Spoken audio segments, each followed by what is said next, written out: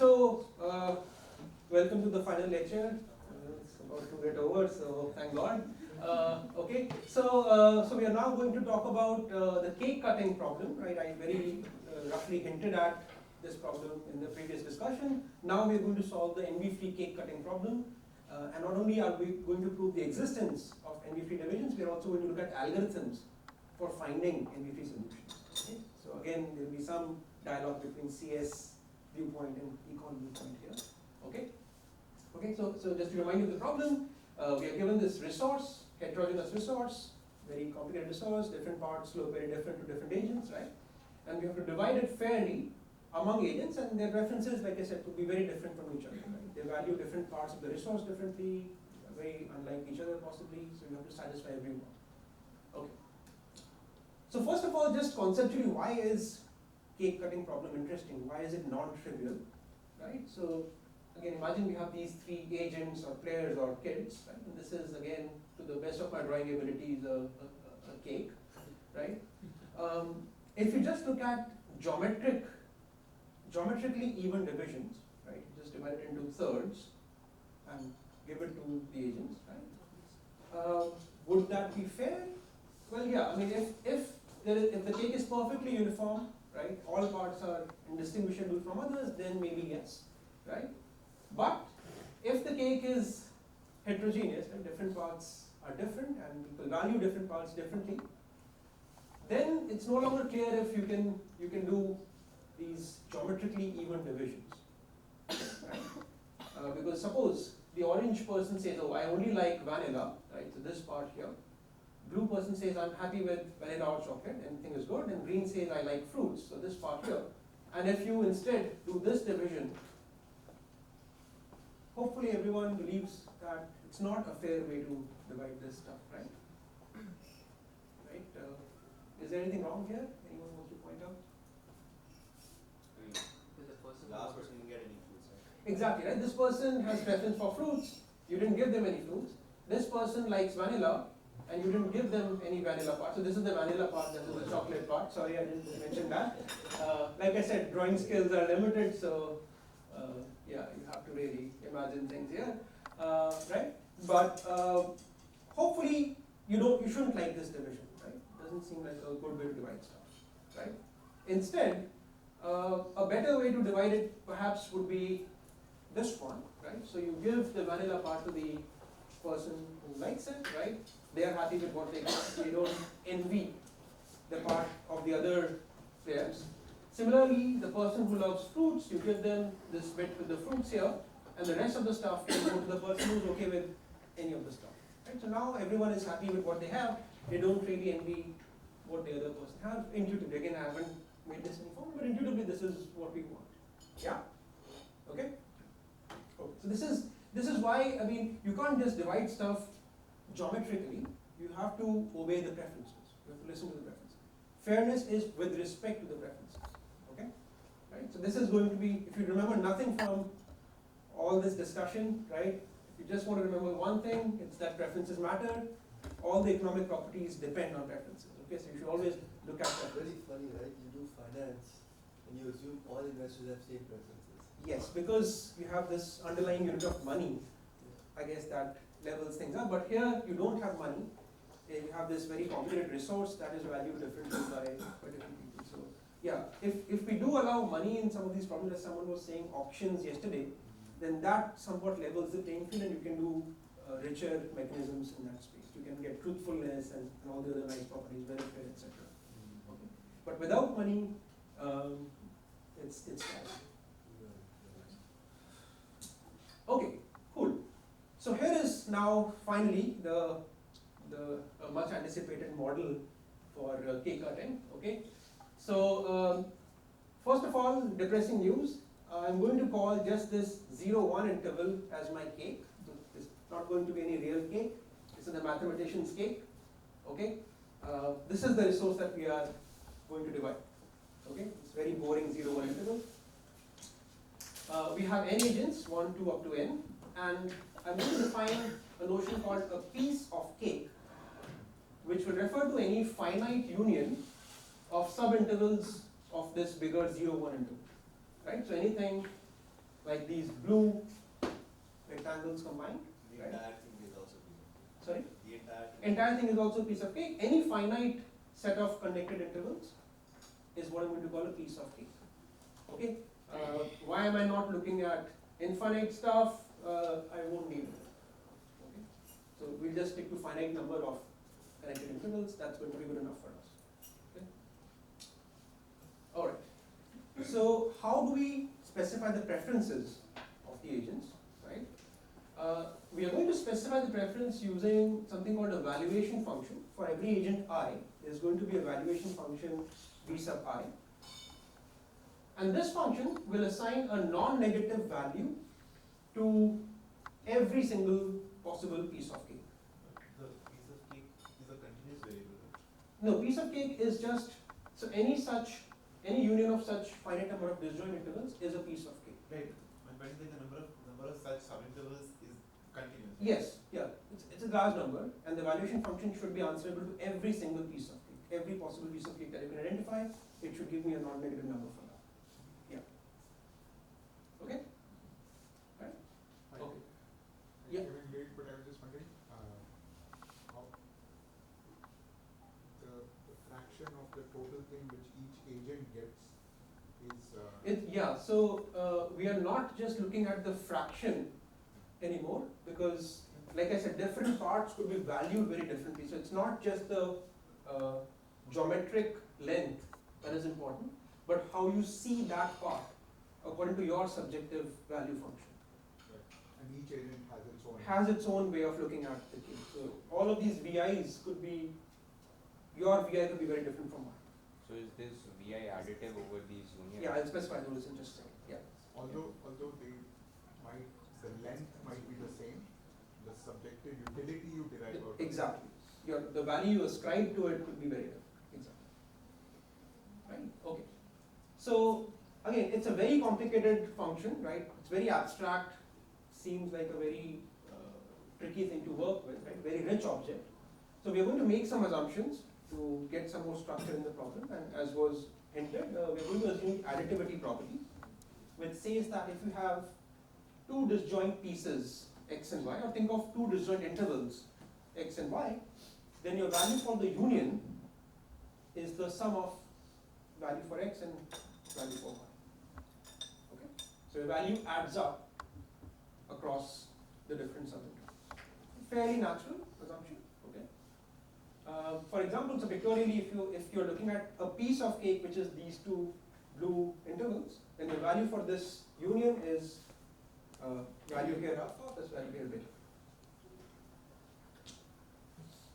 The other assumption that I'm going to make on the valuation functions, and this is really what makes a cake, is called divisibility, which says that anytime you have a piece of cake x, or think of it as anytime you have an interval x, it's the same thing, and pick any fraction lambda, any number between 0 and 1, right? So you might, for this piece x, you might have some value vi of x, right? Suppose you pick this fraction lambda between 0 and 1, then there exists a subset, there exists a piece within x whose value would be lambda times the value for the overall big piece x. So is there an easier way to characterize this in terms of the properties of the function? Maybe something like It will look like your probability measure, and you can just assume that. That's good enough for me. Okay? So pictorially what is happening is that, let's say this is your piece x, you value it at alpha, then any fraction of alpha can also be realized through a subset of this piece, right? So that means there is an infinite divisibility. You can extract any fraction of a value from within that piece. That's really what makes it cake a cake. You can cut it anywhere you like. so for the sake of it, valuation function is like it's not infinite. It's finite. I can't give infinite measure to something. It's going to be a probably density function, so maybe it can spike up, but yeah, exactly. So it adds up to 1. That's what you meant measure. Yeah, exactly. Yeah. I'll show you that picture in just a second. So if you are just thinking of that, that's good enough.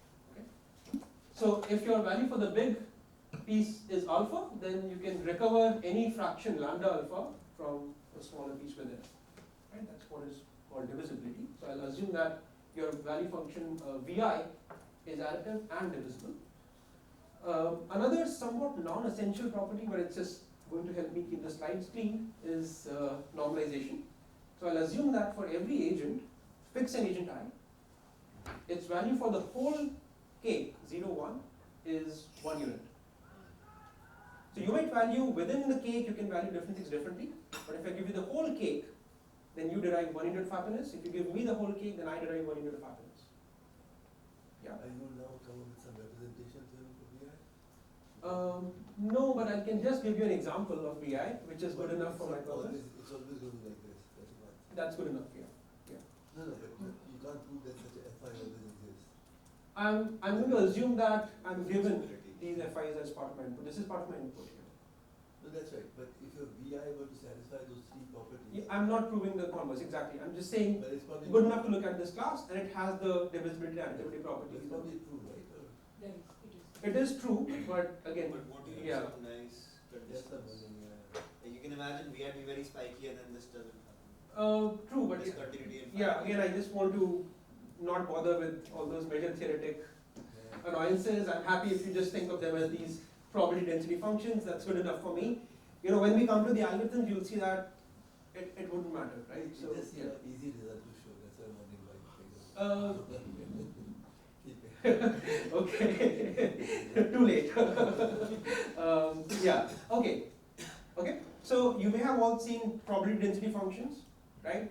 Think of these VIs as that. Okay. So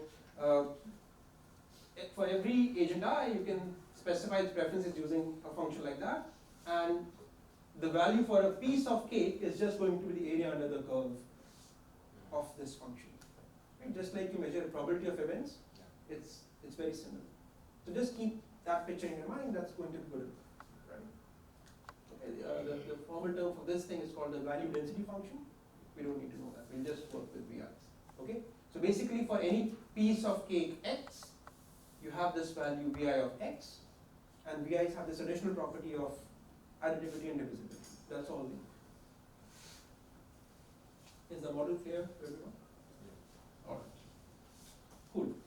So what are we looking for? We are looking to come up with an allocation of the cake, which is a partitioning of the cake among the agents, right? So, sorry? VII equals to. Yeah, I'll define the fairness in just a second, but the object that we are finding is an allocation, right? So I'll denote the allocation by this n size vector. If there are n agents, AI is the piece of cake given to agent I, which means it's the union of intervals given to agent I, right? So in this picture, I have 3 agents: yellow agent, blue agent, and orange agent, and this is a valid allocation of the cake, right? So the blue stuff goes to the blue agent, yellow to yellow, and this thing goes to orange. And somewhere you're going to use Squander's lemma to prove service. Yes, Squander will show. How can it not show? Yes. Okay. But what is there some relevance to the fact that the blue pieces are non-cryptic, can be non-cryptic? Can be. I'm not asking every agent's piece to be connected. It can be a finite union of different Piece of disconnected. case is piece of That's what a piece of cake is, right? It's a finite union of intervals. I can just maybe recall the definition. So we define a piece of cake. This is not the figurative English expression, it's a math term here, right? So cake cutting is not a piece of cake, right? So yeah, just letting you know. So a piece of cake is a finite union of subintervals, something like that. No, I got that. I was just Yeah. trying to map it to real world things.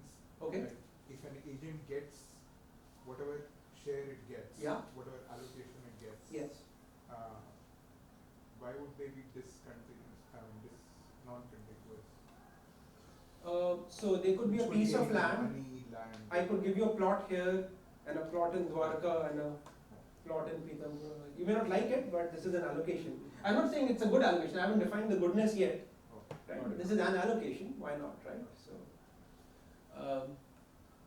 okay. So this is an allocation, right? Any such division is what we're going to call an allocation. Now, what makes an allocation good or fair? I want to present 2 notions of fairness. Right? One notion is something called proportionality, which is an absolute notion. It says that as long as every agent is deriving a value of at least 1 over n, n is the number of agents, right? So if there are 3 agents, as long as every agent is getting at least a value of 1/3 from its own piece, right? So you value your piece at least 1/3, I value my piece at least 1/3, Sandeep values his piece at least 1/3. If such a division exists, then we're going to call it a proportional division. Okay, if it exists, not clear if it always exists, but if magically you land on to such an A, it's proportional. But again, I'm drawn to practical use cases. Let's say if you were giving away grants, right? There could be A players, B players, C players. So the fact that the value that the C player should get is 1 over n doesn't seem. Yeah, so this is a definition which implicitly assumes equal entitlements, right? All players are on the equal Which footing. may May not be true in general, but today we are going to assume you can actually, everything I'm going to say goes through for weighted entitlements and all, but we're just keeping it simple. Right? You're right, you can think of unequally entitled agents and you can look at weighted version of proportionality and all that. The theory goes through, much of the theory goes through for that. Okay? Just a quick comment on what this 1 over n is, right? Where is it coming from? So it's actually 1 over n times 1, and that 1 is the value for the entire cake. So it's proportional in the sense that, if you were to divide the cake into n pieces, and then others picked 1 piece each and then you are given the leftover, this is the value you can assure for yourself. Right? So you can always get yourself a value of 1 over n. So that's kind of the benchmark of fairness that we are going to use, right? It's proportional if you can guarantee yourself at least that much value. Can I think of that as individual rationality for this model? So individual rationality would say that you are better off participating than not. Right. Right? If you don't participate, you don't get any cake. Mm. If you participate, you might get some. Right. So I think it's gratuitously individually rational. Yeah. Any other question? Okay. Okay, so this is one notion of fairness, right? It's in terms of the absolute value of each agent for their piece. There's no comparison happening here, right? I'm not comparing my piece AI with your piece AJ. That's not what is happening. It's an absolute notion. Everyone is just looking at their own piece, and it's an absolute threshold that you need to satisfy. Okay. So just as an example, suppose I have a division like this. So the way to read this is that according to the yellow agent, they value their piece at 0.34. The blue agent values their piece at 1. The orange agent values their piece at 0.7. Suppose there is a division like this. But Yeah. they should sum up to max 1, right? No, because these are values according to 3 different people. It's not your value for yellow piece and your value for blue. It's yellow's value for yellow's piece, blue's value for blue piece, and orange's value for orange. Those could be more than 1. Right? You should specify whether it's the allocator's value or Yeah, so that's why. So the way I want to read this is that this yellow box means as per yellow. from yellow's perspective, its own piece is 0.34. From blue's perspective, its own piece is worth 1, and so on. Okay? Suppose I have a division like that. Would you say it's proportional? By this definition. By this definition, yes, right? Because everyone is above 0.33, right? So it's a proportional division. By the same reasoning, I hope you agree that this is not proportional for the yellow agent. The others are still okay, yellow is not. Okay? All right. Here is another fairness notion, which is a relative fairness notion, which involves comparisons. Right? We have seen this before. So we see that a division is NB free if you pick any pair of agents I and j, and you look at the pieces of agent I and agent j from agent I's perspective. I didn't want to say agent I's eyes because that's very clear. That would be VJ, right? VJ. No. So let me explain this, right? Oh, So I got see. it. it's Vi on both sides, meaning both pieces are evaluated in agent I's eyes, okay? Agent I thinks that its own piece AI is worth at least as much as that of agent AJ. And because this happens for every pair of agents, right, everyone is comparing their piece with that of everyone else. right? And they should be weakly happy with what they have compared to what anyone else has. Okay? If again magically you happen to land on such an A, perfect, it's envy free, no one envies anyone else. That's beautifully fair. Okay? If it exists. It's not clear if it exists, but you know, we can always write definitions. Okay. So just as an example, again, so these numbers now are all from blue agent's perspective. Okay? So the blue agent, let's say, values the blue pieces at 0.4, it values the yellow pieces at 0.1 and orange piece at 0.5. It's not. It's not envy free, right? Because from the blue agent's perspective, orange is getting more than what it is getting itself, so it has envy towards orange. Yeah? Okay, this is not envy. Okay. So we have these two notions, proportionality and envy freeness. Okay? Is one stronger than the other, or are they incomparable? Right? So the question I'm asking is, suppose I give you an allocation A, which is proportional. Is it guaranteed to be envy free? Yes or no? Conversely, if I give you an A which is envy free, is it guaranteed to be proportional? Yes or no? Right? Or are they incomparable? Like one doesn't usually imply the other. You can always Envy construct free, I think, implies. Okay, who thinks envy free implies proportional? Show of hands. Few of you. Who thinks proportional implies envy free? Okay, a few votes. And who thinks they're incomparable? Oh, good. I have all three answers. Fantastic. So, why does envy free imply proportional? Somebody? Because Vi of AI, Yeah. the summation over I equal to 1, sorry, over all the i's basically, Yes. AIs, that has to be equal to 1. So the biggest piece has to be greater than equal to 1 by. Right. So, Vi of AI is at least V1 of A1, V2 of A2. V1 of Sorry, my bad. V1 of A2, V1 of whatever, right? AN. Okay, what do I do now? Sum it up. Sum it up. both sides. So what do I have on the left? And Vi. Vi of AI. Let's say V1. 1. Yeah, because, sorry, I think I used, V1. should have just said V1 here.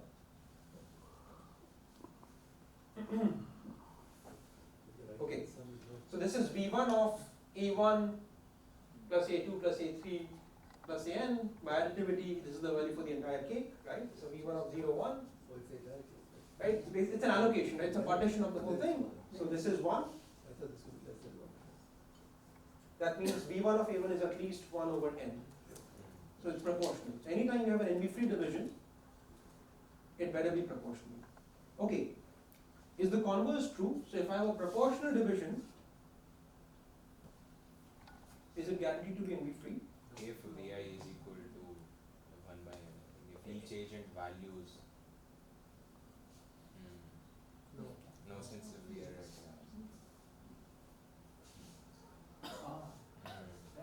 because you are finite dimensions. Right? So I didn't give you the full allocation, but I mean, if you're the blue agent, you're certainly individually proportional. You're happy you're above 0.3, but you might still think that some other piece is worth more than what you have, right? So there can still be envy even with proportionality. Okay? Alright.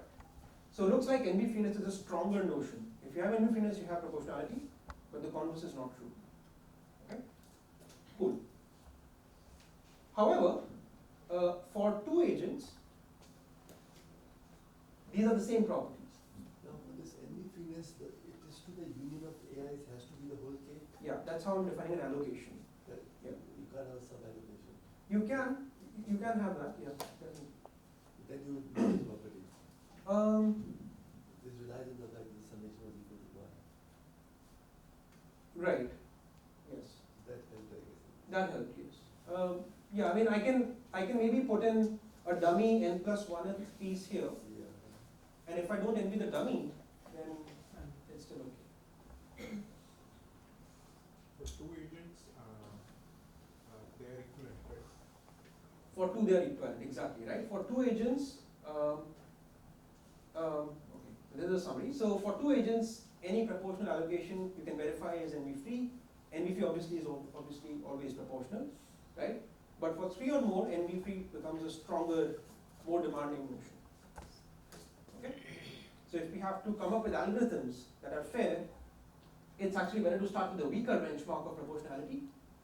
We are more likely to get positive results that way, and we are more likely to get negative results with NV freeness. It's a more demanding notion. Okay? Make sense?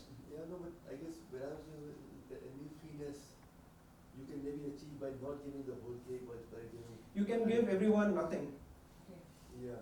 and no one envies anyone else. That's one way to solve fair division problems, yeah. We are not going to do that. We are going to demand some basic level of efficiency, and that basic level is that you at least allocate the entire cake. It may not be like a Pareto optimal allocation or anything, but at least you have to, don't leave cake unassigned. That's wrong, right? How can you leave out sugar on the table? It's wrong. Okay. Any questions? Are the notions clear? Is there an implicit assumption that all agents are quote unquote equal? Equal how? What do you have in mind? Like when they ascribe value to others, they're treating them as a equal peer. So, I guess for NV freeness it doesn't really matter because you compare everything from your own perspective, right? So your VIs could be measured in dollars, my VI could be measured in rupees, and it doesn't really matter. Like there's no scaling happening here. There is some scaling apparently happening here, but that's only because there's a one hidden, I've made the normalization already. So, yeah. Is that what you were wondering about? Okay, so these are two fairness notions, and going forward, we are going to try to check, try to see if fairness with respect to one or the other is guaranteed, and if so, can we come up with algorithms? Can we find those solutions in a fast way? Right? Okay. I'll just say one more thing, sorry. Yes. Let's go back to the previous slide. Yes. See, you'll probably tell us that NV freeness is not always possible. Oh no, I am going to tell you the contrary. Oh, it always exists? Yes. Okay, I understand. Sorry. But it is a harder benchmark. So if you satisfy this, obviously you get proportionality for free, right? So here is the big result that I'm actually not going to prove in full detail. I only give you a hint because I think now you can prove it yourself. You have seen the magic result. You have seen the magic recipe for proving these results. So you can just do it yourself. I'll give you just a very, very lightweight hint. But the big theorem I want to I want you to take away is that an NV-free division always exists. Okay, that's very powerful. As a consequence, a proportional division also obviously always exists, right? Any number of agents. So why? Okay, here is my cake. I'm going to give you a very, very high level, very rough, very rushed proof sketch. Okay, not formal at all, but you can take some hints and then write a formal proof yourself. So here is the cake. Imagine some division. So let's say 3 agents. I'm going to talk about 3 agents. Everything that I'm going to say goes through for n number of agents. Consider any such division, right? So up to 0.3 you give to red, then next 0.5 length piece you give to blue, then to green. All such divisions, all such connected divisions of this cake, I can map them to a triangle of this form. Right? This should seem familiar from the previous discussion. Just like we map payment schemes to a triangle, we are now mapping all connected divisions to this triangle. Okay? As before, I can triangulate it, just like we did for rent division. Okay? And as before, imagine that in the background there is this ownership triangle also, where all 3 vertices have different names. Yeah? Okay. Now, what do I do? You know the drill. What do I do? Fill it in with ownership. Yeah, use the ownership information to fill the preference information here. So what would the corner vertices look like? The main vertices here. So suppose I ask an agent, right? So what is this point? It says that the whole of this piece is here, and these 2 are of 0 length here. Of course you pick the largest. Of course you pick the largest piece, right? So here the opposite of rent division happens. Anytime you have a 0 length piece, you don't pick it. No, but force you to construct that other triangle, right? It's there in previous slides. Okay? I'm assuming you know it, it's in your head. Okay? Good. So, But there's a point of difference with rent division here. In rent division, you were pointing to a zero value room, a zero price room. Here you don't point to a zero length piece. You point the other way, right? Right? Which means actually you'll get unique labels on the three main vertices, right? Whoever is the owner here, they'll say, I'll prefer the non-zero length piece. They'll say, I prefer these two here, these three here. Furthermore, on the boundaries, You only get combination. you only get the OR of the two labels here. So this is perfectly suited for Sperner. You don't even have to do that embedding thing, all that nonsense. You can just apply Sperner directly here. Infer a fully labeled triangle, right? Again, assume it's small enough, right? So if it's in the limit, then there's a single cut where different pairs point to different pieces. That's an NP division. If that's not the case, you have some very close by cut points where different players prefer different pieces. So it's epsilon NV free, right? Again, I'm not making that formal, but it's the same drill. Okay? Does everyone believe me that you can show existence of NV free cake divisions in a very similar manner? Yeah? Again, I'm not giving you any of the limit arguments, nothing, but this is the idea, okay? So in fact, actually, not only does an NV free cake division always exist, a connected NV free division in fact always exists. Connected because you don't get disconnected. That's right. There's a single piece, so And how does one so the whole plot is in Varka. It's not spread across. this argument is used to show. So when we're constructing these here, it's actually just sliding, and that's Exactly. So I'm only looking at those divisions which are connected, and that suffices to get NV freeness. I don't even have to look at So why do you talk about this character? because it will be important in my algorithms later. It might, yeah. But there are certain situations where you might actually prefer disconnected. Sure. Professor, what was your last one? I'm not sure. Yeah, the last point was that, so again, using the same connected, Sperner, the connected part I do not so this theorem I showed you, no, this I you can say a connected NV free division always exists. Yeah. And okay, yeah. Now, can one say, okay, let's look at all NV-free cake divisions and find in some sense the best one? Right. So even finding an NV free division is hard because I mean, I don't have 2,000 people, I have 3 people doing it. even so, so these triangles Yeah, can be okay. numerous, right? So if you want a sufficient epsilon approximation, they have to be sufficiently fine grained. So that can hurt us computationally. But nonetheless, economically, it's a good question to ask, right? Yes, absolutely, absolutely. So again, if you write down the computational problem of finding an NV free cake division, turns out to be one of the PPAD complete problems. Worst case, it's hard, but under some like some linearity assumptions of the preferences, under certain conditions, you can find it. But my question is, economically, can one, is there an idea that let's look at all NV-free algorithms? Yes. And amongst them say which Find the maximum welfare one or whatever. Yes, so those problems have been studied. Yeah, but again, computationally not so nice. But So we really need to make stronger assumptions and preferences to get any tractability out of the problem. But just to follow up on Sandeep's question, do you have some sort of reward function which you add as an additional constraint that you're trying to maximize that reward? Like Yeah, so you can think of welfare or across the space of all NV free divisions, find the one that maximizes the sum of utilities, sum of welfare, the utilitarian social welfare. You can try to find that. Or you can say, give me an NV free division which is Pareto optimal, which is not Pareto dominated by any allocation, NV free or otherwise. You can impose some additional economic properties on top of that, and again, you can get actually existence of NV free and Pareto optimal solutions using more complicated machinery, but computationally it's quite hard. So there you have to assume preferences have more structure so that you can find these things efficiently. Otherwise, worst case you can't. So, you're saying even for small problems, you can't Yeah. really, it's a big, For any constant. it needs some continuity, right? You really have. Again, if you impose enough, There must be there, yeah. yes, if you impose some kind of strong continuity or sort of linearity structures and preferences, then you can, in certain cases, you can do. No, I want to maintain certain disdain for computational issues for small problems. Yeah, so let me give you an example, right? So suppose I give you, I showed you this picture of probability distribution function. So if this is your cake, right? And let's say your preferences just are these flat,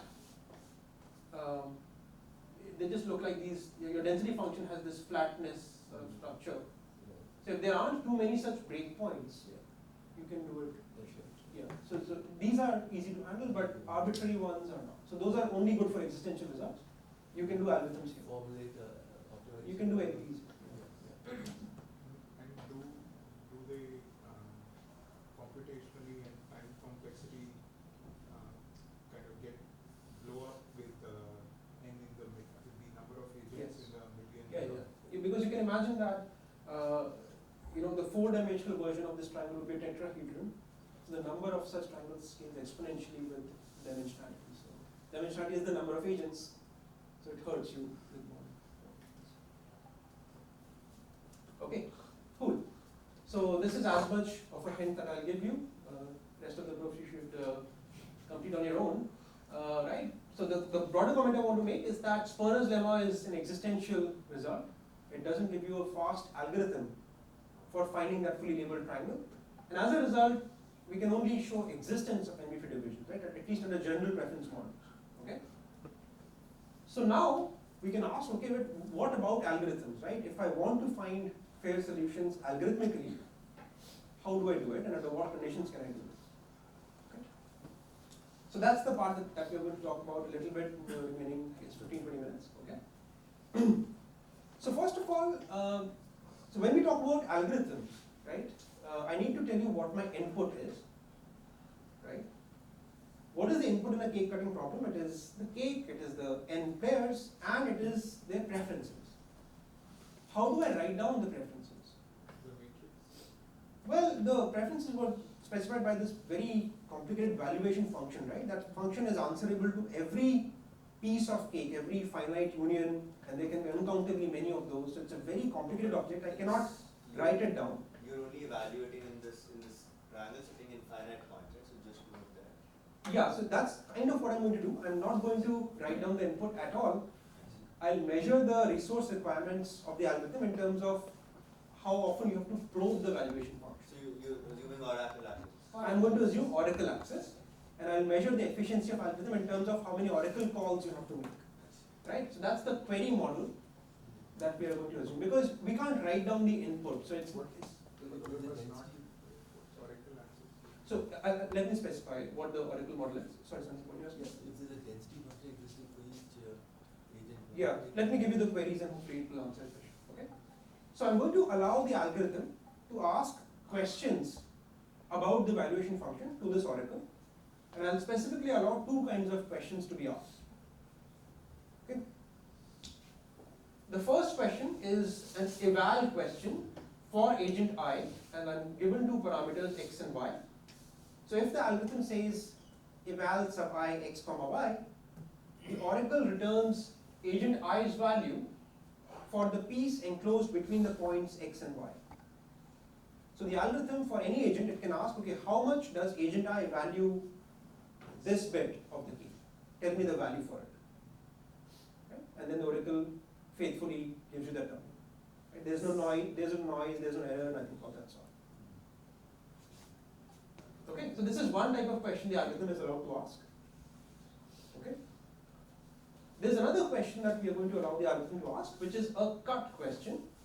So again, given an agent I and given these two parameters x and alpha, right? The answer to this query, cut sub I of x comma alpha, is going to be a point y on the cake such that starting from x and ending at y, the enclosed value is exactly alpha for agent I, right? So pictorially this is what is happening. Under eval I of x comma y, I'm given x and y. The oracle tells me that, oh, this piece is valued at some number alpha. Okay, so it spits out the value for that. Cut is the opposite of that. In cut, I give you a value and I ask you to give me a cut point which encloses that much value for the agent. Okay, so in cut query, I'm given x, I'm given alpha, and the oracle locates a point y such that this bit is valued at alpha. if it exists. If it doesn't, it will say null. But for any segment of the cake, do the start and end points matter, or does only the length matter? The start and end points matter. It's a heterogeneous resource, so it's not like every 0.2 length piece is valued the same way, right? It's a very complicated resource. Sorry. Yeah. Dwarka example, yeah. Okay, so are the questions clear? The kind of questions the algorithm is allowed to ask? These are the queries, the cut query and eval query. Right? And these were proposed by Robertson and Webb in this query model, which is the standard model in which cake cutting algorithms are analyzed. Okay? And the algorithm can make any number of such. Any number of cut eval queries. I'll measure the performance in terms of number of queries. The fewer questions you ask, the better, right? Right. So that's how I measure the performance of the algorithm. And y can be to the left of x, right? No, I mean it has to be weakly to the right. But if you say that, oh, if alpha is 2, it will say null. It's a wrong question. No, but let's say, for example, that x is located in such a manner that 0, x is evaluated at 0.4 and x, 1 is evaluated at 0.6. In that case, if you query 0.45, yes, it will still be to the right of it x. will be to the right. It is always to the right of x, weakly to the right of x. Yeah. But then what if the opposite happens? Let's say 0, x is 0.6, Yeah. x, 1 is 0.4. You will say null. There is not enough value in the cake to the right. Sure. These value functions are continuous, there is a density, there is no jump. Yeah, again, assume the probability thing and which is continuous null. Exactly. Nice enough, yeah. Yeah. You can actually model jumps. It's not a big deal, but really what we need is the ability to answer these questions. And then you can use eval to approximate cut. Yes, you can. But you need a lot of them. Yeah, you So- basically run eval. Exactly. So you need a lot of them. So that's why we treat these as incomparable properties individually. This algorithm works only when preferences are known, right? When? When preferences are known, valuations, As opposed to like you said in the start, right? We'll assume the agent's valuation over the piece of cakes we know those. that's the input to our problem. Yeah. But we can't write down this input for algorithmic purposes, right? So the way we model the access to input is via these questions. So even when there are strategic considerations, this algorithm will work. Yeah, algorithm is independently defined, right? Strategic or otherwise, Right. Okay, it's just probing the value function. That's it. There's no game theory happening. It's just access to a function. Why do we accept these two queries as natural ones? Eval and cut, in the sense, Like anything in the else sense, you have in mind? there's a practical application where it's natural to compute. I say eval is pretty natural. I give you a resource and I ask you how much you value it. I think you should be able to Sure. say. Cut possibly is slightly less natural, but you can at least say that, if you want to give me a 0.2 value, roughly cut it here. But it will boil down to doing eval and eval. Yeah, so but because we are measuring efficiency, we can't No, sacrifice. but they're just log evaluations away from each other in some sense, right? You can do binary search both ways. You can, but you can't do it exactly. Yeah. So when you talk about exact fairness, then you will need exponential number of one query to simulate the other. That's why we don't want that, right? That's why we allow both of these things. Clean results that way. Slightly clean results. I had a question, prompted by Sandeep's question. Instead of eval, Yeah. What if we had a function which for any which captured the agent's, like how it ascribes value, right? Or is that what eval is doing? So ascribing value is exactly what. So I give you a piece and I tell you you tell me how much you value it. That's exactly this question. I'm just asking for your value for a piece. I give you a resource. You tell me how much you value it. That's the eval query. The other is I give you a value and I give you a starting point. You tell me how much of a resource do you need to realize that value. That's the cut query. And you know it for all agents. You can make this query for any agent, for any starting points, any value. There's no other constraints. Okay? So this is the language in which our algorithm is going to work, right? Algorithm is going to be, if you write the code of our algorithms, those are the commands you are allowed to use. Those are functions, calls that you can make, okay? Okay. So let's now finally start developing some cake cutting algorithms in the language of cut and eval, okay? And like I said, because proportionality is the easier notion, we will start with that, Okay, and even within that, let's look at the simplest problem of two agents. Right? One agent problem even I can solve. Right? So let's look at two agents. Okay. So if you want to find a proportional division for two agents, imagine doing a cut and choose.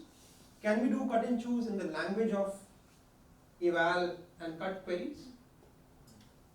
Can we run the cut and choose algorithm from before and write it in the language of cut and eval queries? A binary search. One person is a binary search. Binary search. Why do you want to do a binary search? No, one person does binary search with cut and choose. They cut. They start at some point. They cut it, Hmm? and if their eval. But you can just supply the value threshold half Yeah. and just cut it there, right? You don't even need to Yeah. converge on something, right? But yeah, you're right, right? So just to remind you of the algorithm, agent 1 cuts the cake into two equally valued pieces according to its value function v1, okay? And then, so if this is the cake, right, it's going to come up with a cut point such that either of these is of value half. And then agent 2 comes in and picks its more preferred piece according to its own value function v2, right? And then agent 1 gets the other piece. Okay. So let's say agent 2 says, I like this piece better, so you give this to 2, give this to 1. That's the algorithm, right? How do we run this algorithm in the Robertson web language, right? Okay, so I think this question is answered. Is it proportional? I hope everyone agrees. In fact, it's NB free, right? Okay. So this is all fine. Can we implement this in Robertson web? Yes, we can, right?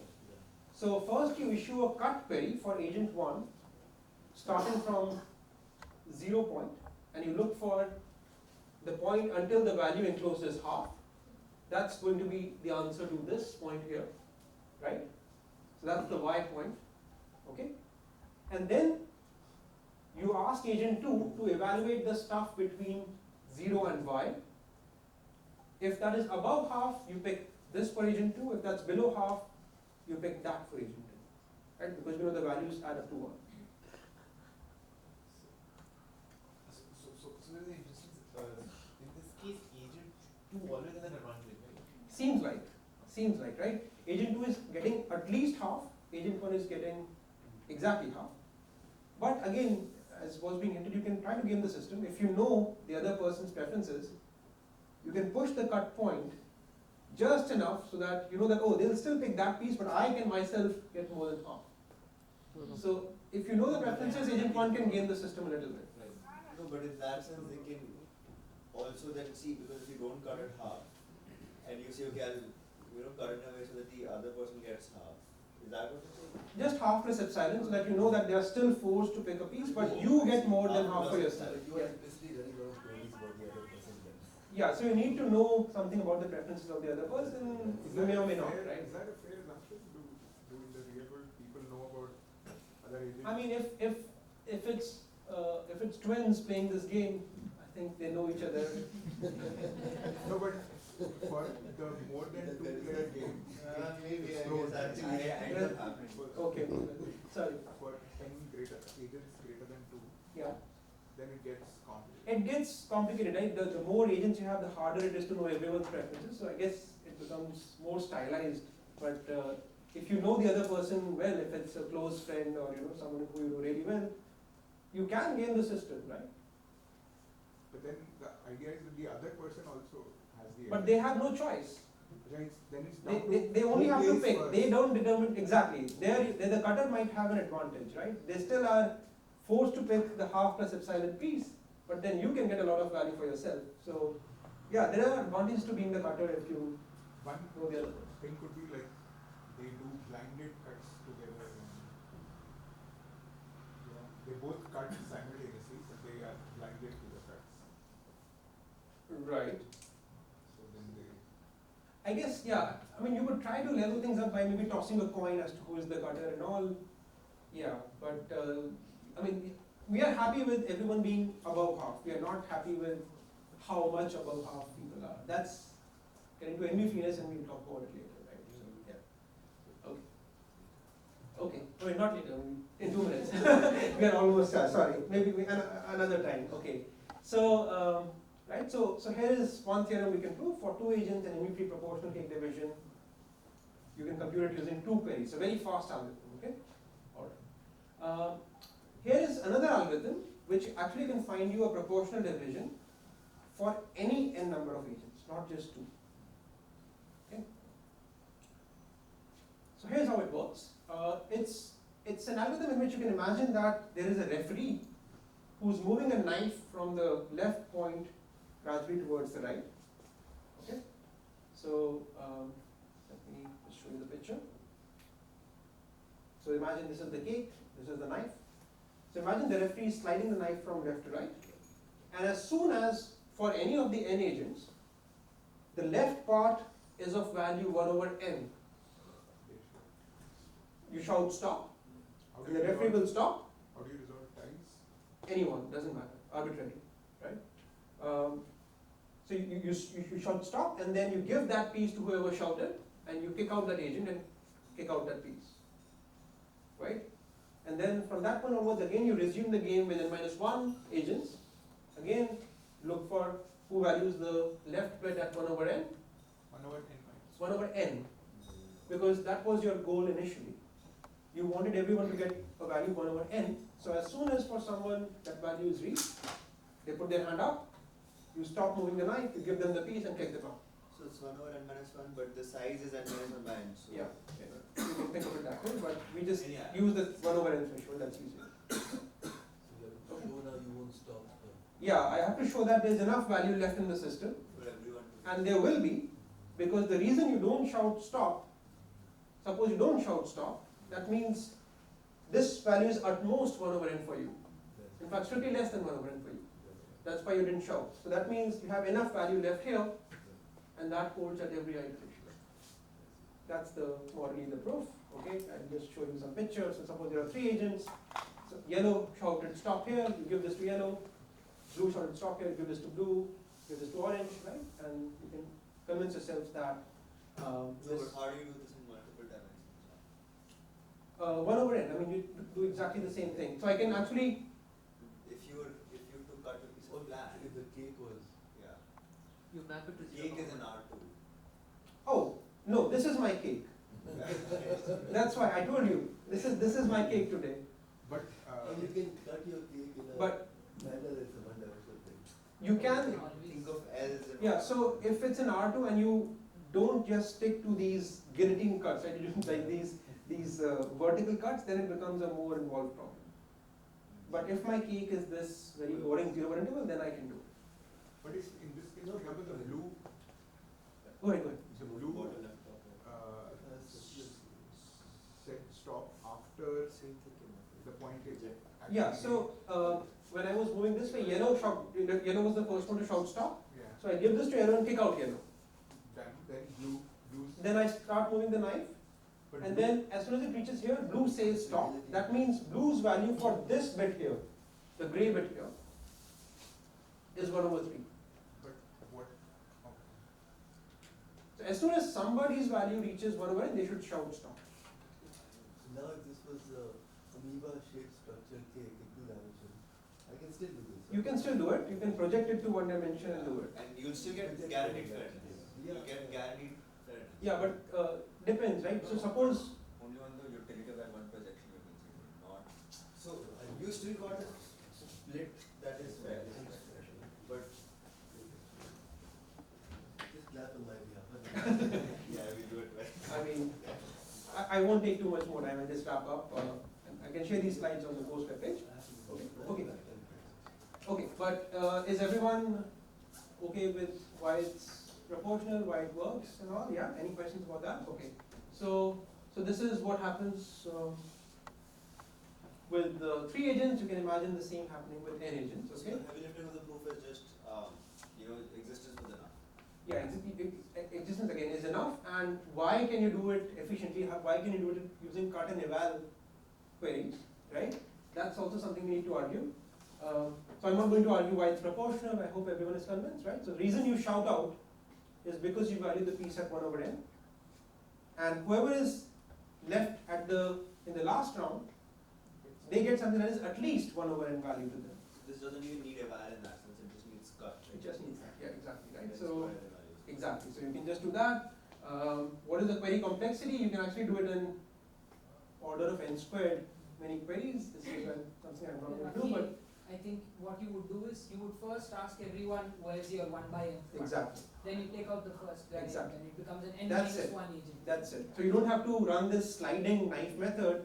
You just ask everyone to mark their cut points of 1 over n, 2 over n, 3 over n, right, per agent, and then you just look at the leftmost cut and kick them out. That's the idea. Okay. You can stare at it later and think about this. But here is another theorem that for n agents you can do a proportional cake division in just quadratically many queries. Right. So that's great. Okay. So let me just summarize the story of proportionality. I don't think I'll have time to cover NV freeness, but I'll share the slides for you. So we can measure the resource requirements of algorithms along this query axis, right? So this is low queries, this is over there is large number of queries. Okay. So when you have n equals to 2, we have a super fast algorithm, cut and choose, which just uses 2 queries. Right? So this is a good algorithm. The lower you are, the better you are, the faster you are. Right? On the other hand, we have for n agents a quadratic algorithm, which uses n squared queries, goes quadratically in n. There is actually a slightly more clever algorithm which only uses n log n many queries. Right? And this is based on recursion. You can divide the agents into 2 parts and then recurse on each part. Think about it. It's a nice idea. Okay? But that still leaves open the question as to what is the right number between 2 and n log n. Right? Do you really need n log n for n agents? Can you do better? Can you do n queries? Can you do square root n? Can you do log n? Can you do constant? Right? All those questions are open. You can't do less than n. Constant seems You at least You can't do, yeah, you can't do less than n. You need to know everyone's preference at least. Yeah. So. I don't know, maybe you are clever enough, you can just ask 5 questions and then determine. No, but like each agent's valuation function is very different. Oh no, you need to prove that to me, right? It's not clear, that's why lower bounds are tough, that you know, you have to fight against all these clever clairvoyant algorithms and all. So it's not clear, this is all open, right?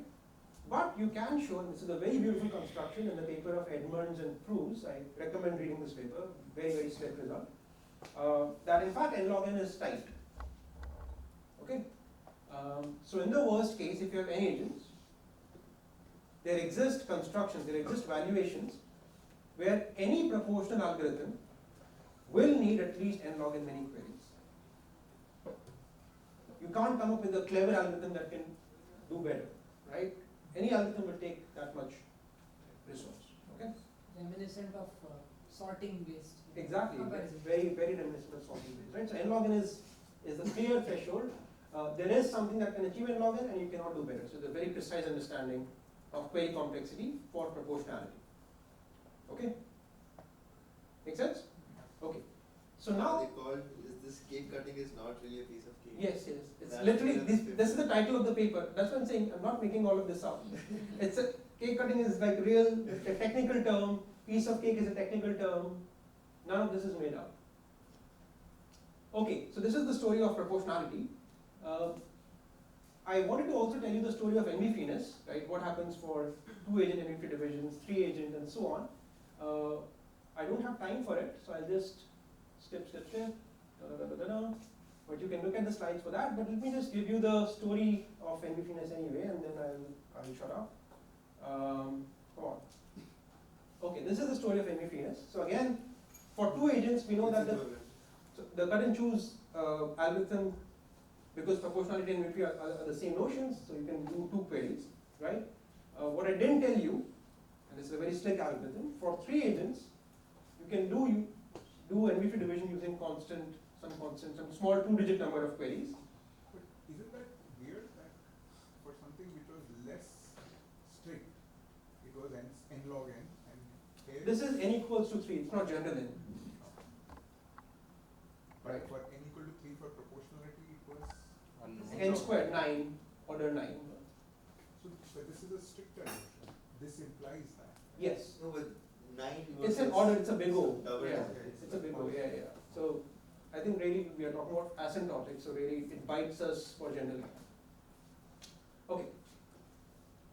So what happens for larger values of n? So actually in 1995, there are these two political scientists, Brams and Taylor, who came up with a protocol, an algorithm for cake division, which was a finite algorithm. Finite meaning given any input, it will terminate in finite time. It will terminate. But it was unbounded. Unbounded means that you can make it run for as long as you want before it terminates.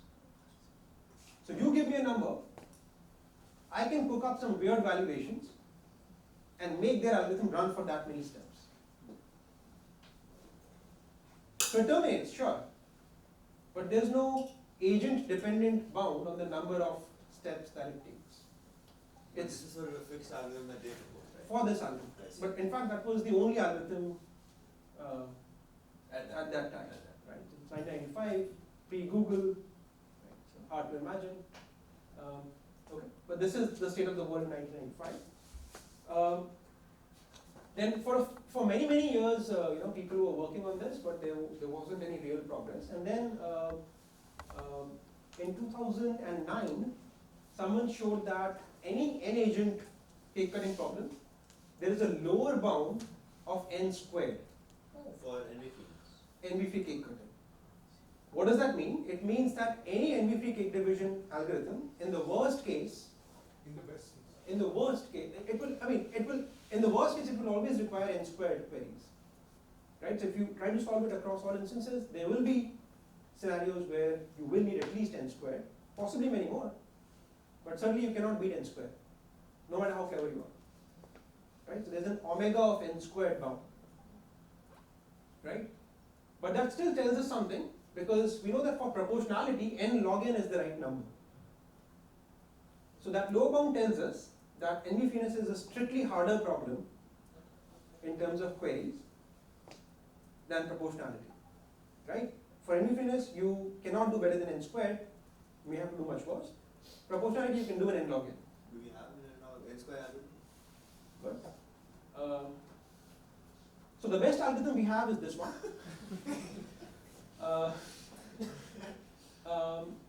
So this algorithm is it's n to the n to the n to the n to the n to the n, and this is the best algorithm that we have so far. And if you're a computer scientist, we call this a breakthrough. Why is it a breakthrough? Because its running time depends only on the number of agents. Once you fix the number of agents, you know that the algorithm will stop in so many steps, no matter what the valuations are.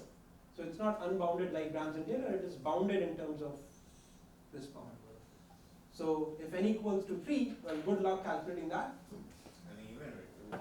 Yeah, with 2, yeah, good luck, right?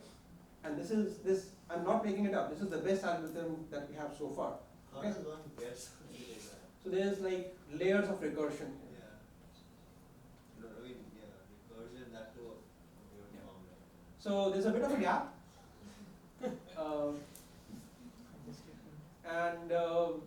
Yeah, if you ask me, in the area of cake cutting, this is really the biggest open problem to work on.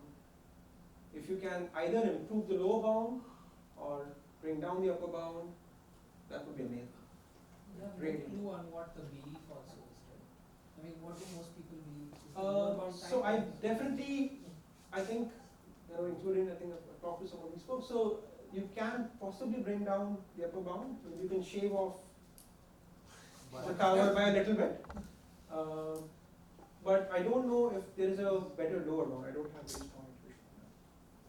So for all we know, there might be an n squared algorithm hiding somewhere, and for all we know, there might be a much higher lower bound.